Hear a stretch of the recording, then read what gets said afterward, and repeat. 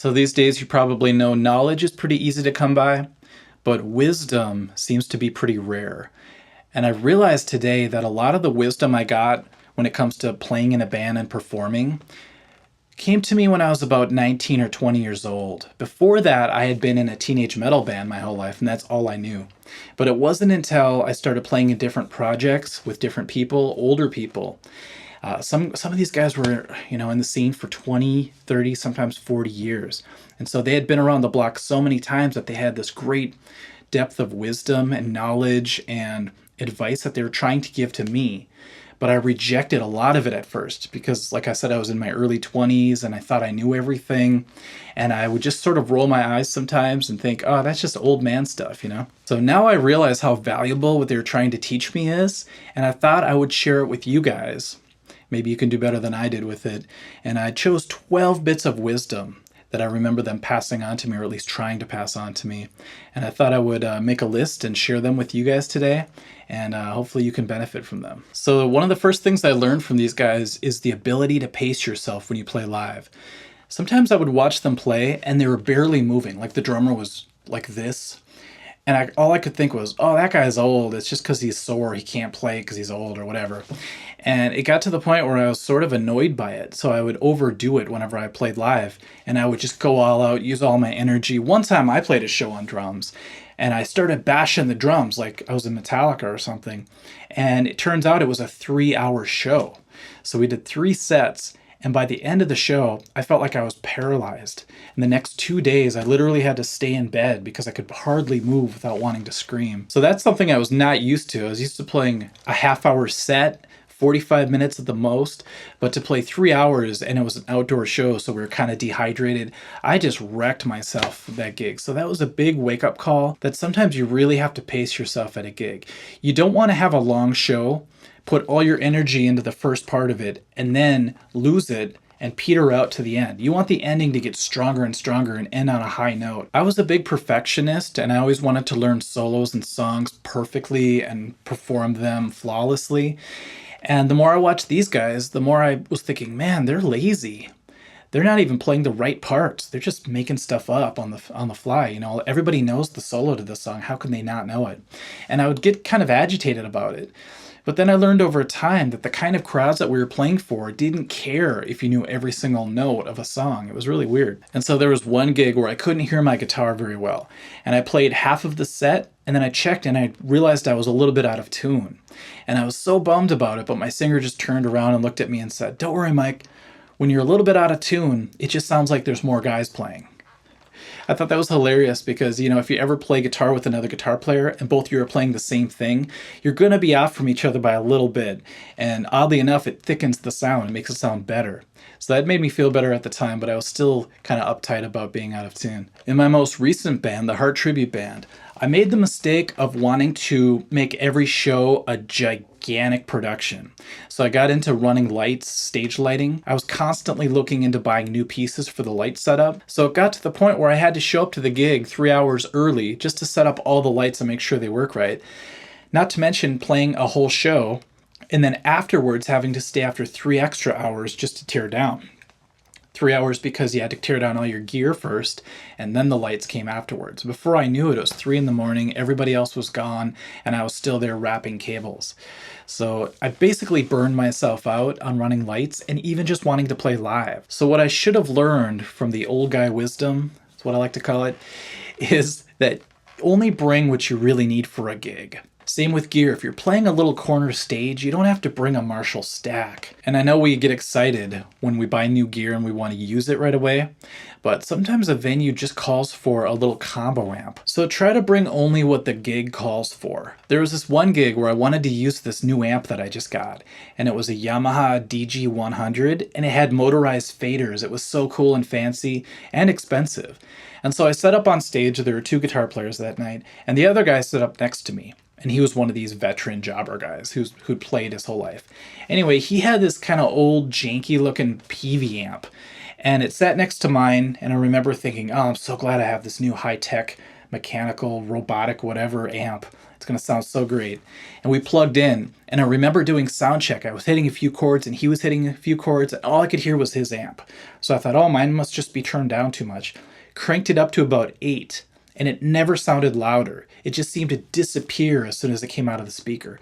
Whereas his amp was set to 2.5, and you could hear it down the block. PV amps are like that. They're just these workhorse tanks. And so it was kind of an awakening because my amp was expensive, and his looked like he bought it at a pawn shop.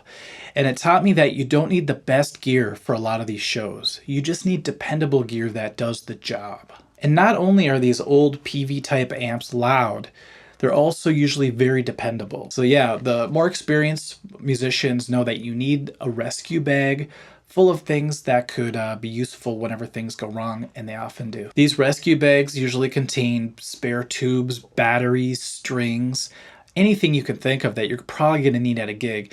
One time it was hilarious because somebody in the band forgot a strap.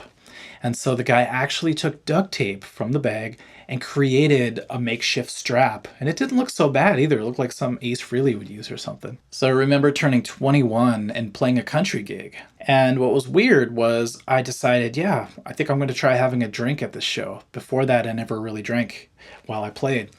And the guy in the band was like, you should slow down, have 1 drink per set max, no more than that. He said if you find yourself ordering more drinks during the set, that's the red flag. That's when you have to stop. So I broke the rule and had 2 drinks at the end of the show. And I was pretty new to drinking, and I was very young, like I said. And I was trying to help tear down. I was getting dizzier and dizzier. Next thing I knew, I was in the bathroom.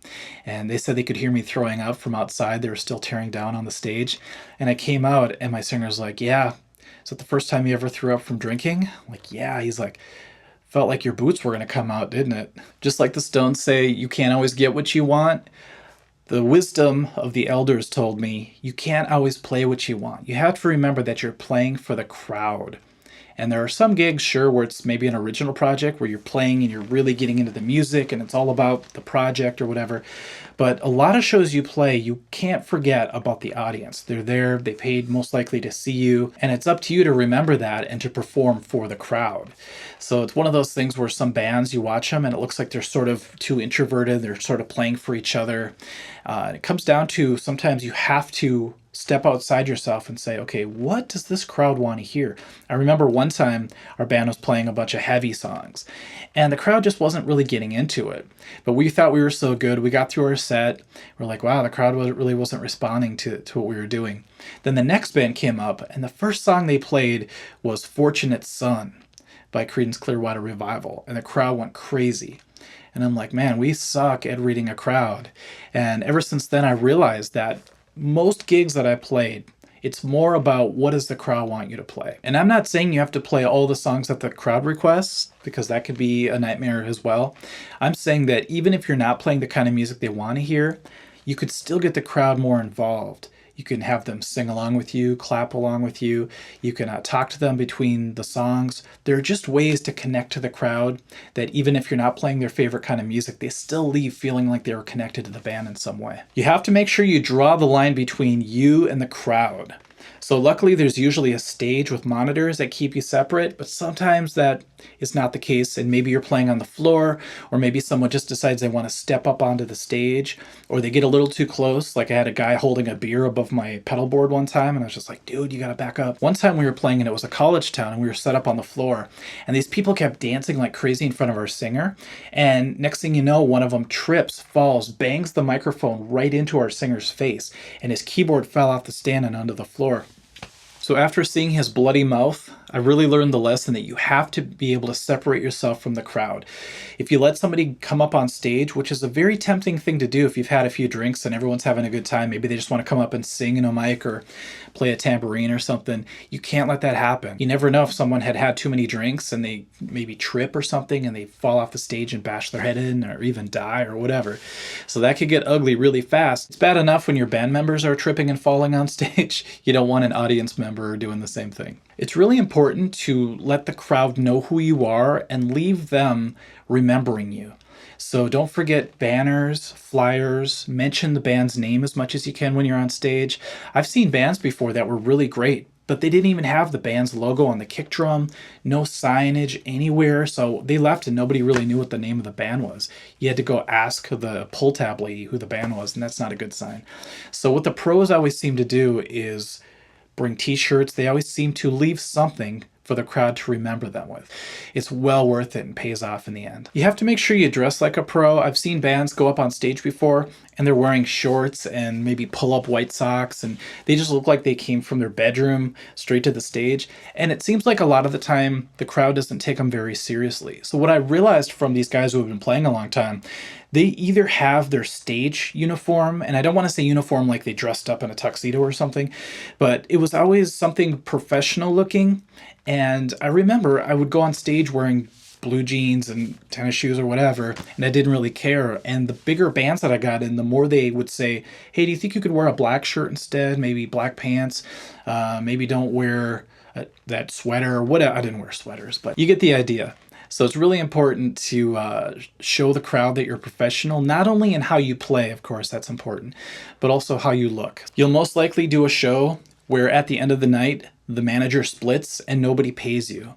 And you start to go, oh man, what do we do now? And you start to talk to the bartenders and nobody has a clue of what to tell you. So it's really important. I learned this the hard way as well. Always have a contract whenever you play a show. I remember a lot of the guys who have been around, the first thing they do is they ask for a contract when they book a gig. And when they get there, they usually have it on their phone or they have a copy of it somewhere, so that if anything ever goes wrong, they could just say, see, it says right here that we start at 9 o'clock, we get paid this much, we're supposed to get free drinks or whatever. It's all right there. There's no question about it.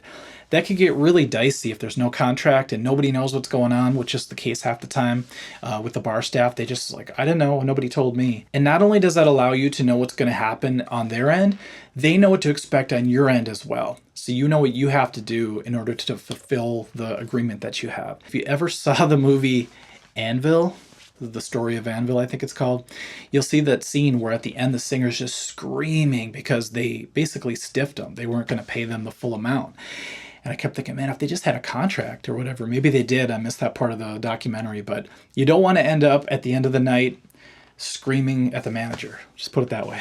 And the last thing that I'll talk about real quick that these guys taught me from all their years of playing is don't take yourself so seriously and learn to have fun. I was, like I said, really uptight when I was up and coming and I thought everything had to be perfect and all that. And sometimes I would get done with the show and I would just feel super stressed out. And it wasn't fun at all for me. I wasn't enjoying myself. And that followed me for many, many years, even recently. And I have to remember what they tried to tell me back then. Relax and have fun, man. You're playing music. You're doing something you actually like to do. So, chill out a little bit and enjoy yourself. And you might actually put out a whole different vibe and the crowd might pick up on it. If you see a band and they're not even that great, but they're all having a great time, the crowd seems to pick up on that. It always seems to be a good, decent show. Or at least people leave feeling like, hey, that was a fun time. If everybody's uptight on stage like I was, nobody's going to have a good time. And if it is a terrible show and nobody's there, just call it a paid rehearsal. So hopefully those 12 bits of wisdom can help you guys out, or at least it was entertaining to hear my stories. I don't know. But anyway, that's all I got for you. We'll catch you at the next lesson. Thanks for watching. Bye.